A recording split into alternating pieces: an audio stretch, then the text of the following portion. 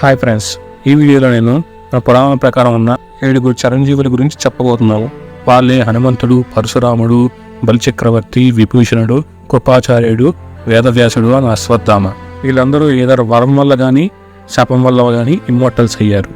అశ్వత్థామ ఇతర ద్వాపర యుగంలో పుట్టాడు. ఆయనని శివుని యొక్క రుద్రావతారాల్లో ఒకరిగా చెప్తారు. ఆయన ద్రోణాచార్యుడు కుమారుడు. మహాభారత యుద్ధంలో ద్రోణాచార్యుడు అత్యంత ముఖ్యుడు. ఆయనను చంపడం వీలుగాక మోసపూరితంగా ఆయనను చంపుతారు. అది తెలుసుకున్న అశ్వత్థామ కోపంతో ఊగిపోతాడు. మహాభారతం యుద్ధం అయిపోయిన తర్వాత అయినా ఆడవులను చంపుతానని చెప్పి అశ్వత్థామ తన మిత్రుడైన సుయోధనుడికి మాట ఇస్తాడు. చెప్పిన విధంగానే ఆడవులను చంపటానికి అర్ధరాత్రి పూట యుద్ధ నియమాలకు వ్యతిరేకంగా వెళ్ళి అక్కడ ఉన్న వాళ్ళందరినీ అతి కిరాతకంగా చంపేస్తాడు. అంతకు మునిపే పాండవులని కృష్ణుడు వేరే చోటకు తీసుకువెళ్తాడు. తెలిసిన పాండవులు అతని మీద యుద్ధం రాగా అతడు బ్రహ్మాస్త్రాన్ని ప్రయోగిస్తాడు. అర్జునుడు కూడా బ్రహ్మాస్త్రాన్ని ప్రయోగిస్తాడు.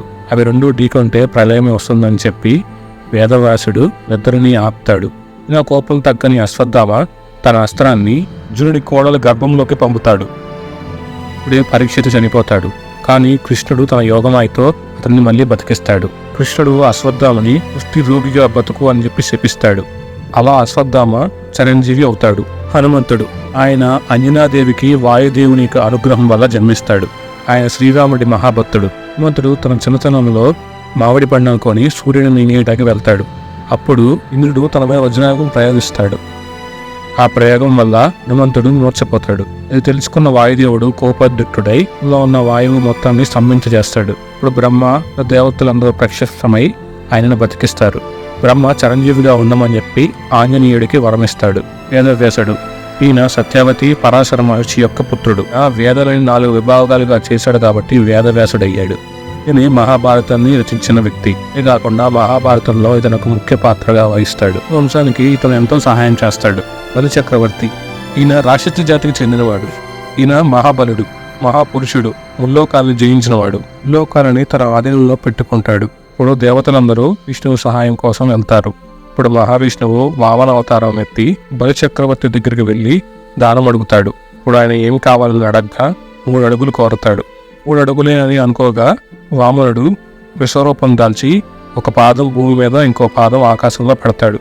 అప్పుడు 3వ పాదం తను ఎక్కడ పెట్టాలని అడగ్గా బలిచక్రవర్తి తన తలపైన పెట్టమని చెప్తాడు. దాన గుణానికి మెచ్చుకున్న వామనుడు చిరంజీవిగా జీవించమని వరమిస్తాడు. తర్వాత వామనుడు ఆయనను పాతాళంలోకి తొక్కివేస్తాడు. విభీషణుడు ఇతను దానవ జాతికి చెందినవాడు. అంతేకాకుండా రావణుడి తమ్ముడు, మహాధర్మాత్ముడు. ధర్మాన్ని ఎప్పుడు వీడేవాడు కాదు. రావణుడు అధర్మం చేస్తున్నాడని తెలిసి ఆయనని వదిలేసి శ్రీరాముడు చెంత చేరాడు. రావణ సంగ్రామంలో యొక్క ఆయువు పట్టును చెప్పి ఆయన మరణానికి కారణమవుతాడు. ఆయన తర్వాత లంకకు మహారాజు అయ్యాడు. రాముడు ఆయనని భూమిపై ఉండి ప్రజలకి ధర్మ మార్గాన్ని చూపించమని వెళ్ళిపోతాడు. అలా ఆయన చిరంజీవి అయ్యాడు. కృపాచార్యుడు ఈయన మహాభారతంలో ముఖ్యుడు. కౌరవులకి పాండవులకి మొదటి గురువు. ధర్మ మార్గాన్ని సత్య మార్గాన్ని ఎప్పుడూ విడవడు. దానికి మెచ్చిన శ్రీకృష్ణుడు ఆయనని చిరంజీవిగా ఉండమని వరమిస్తాడు. పరశురాముడు మహావిష్ణు యొక్క అంశగా పుట్టాడు. ఆ మహాశివుడి దగ్గర అస్త్ర విద్యను నేర్చుకున్న వ్యక్తి. గండ్రగొడ్డలని వరంగా పొందినవాడు. అది కార్తవీర్యార్జునుడు అనే ఒక మహారాజు పరశురాముని యొక్క తండ్రిని కిరాతకంగా తలనరికి చంపుతాడు.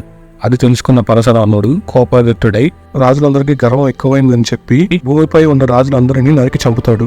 మంది దశరథుడు లాంటి మహారాజులు పశువుల శాలలోకి వెళ్లి దాక్కొనగా బతికిపోతారు. రామాయణ కాలంలో విష్ణువు అంశ అయిన పరశురాముడు ఆ విష్ణువు అవతారమైన శ్రీరాముడిని కలుస్తాడు.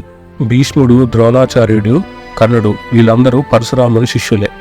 మన పురాణాల ప్రకారం విష్ణువు యొక్క చివరి అవతారం కల్కి అవతారానికి ఈయనే అస్త్ర విద్యను నేర్పుతాడని చెప్పి మన పురాణాలుగా రాసి ఉంది.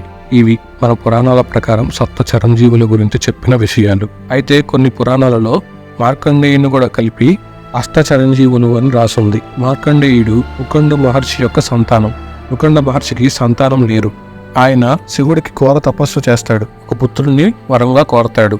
అప్పుడు శివుడు సద్గురుడైన 6 ఏళ్ళు జీవించే పుత్రుడు కావాలా, దుర్గురుడైన చిరంజీవి కావాలా అని కోరుకోమంటాడు.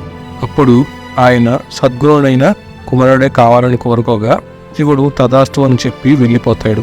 మార్కండేయుడికి 16 ఏళ్ళు నిండగా యముడు ఆయన ప్రాణాలు తీయటానికి వస్తాడు. ఇప్పుడు మార్కండేయుడు శివలింగాన్ని ఆలింగనం చేసుకుని ఉంటాడు. యముడు యమపాశాన్ని విసరగా అది శివలింగం మీదకు వెళ్తుంది.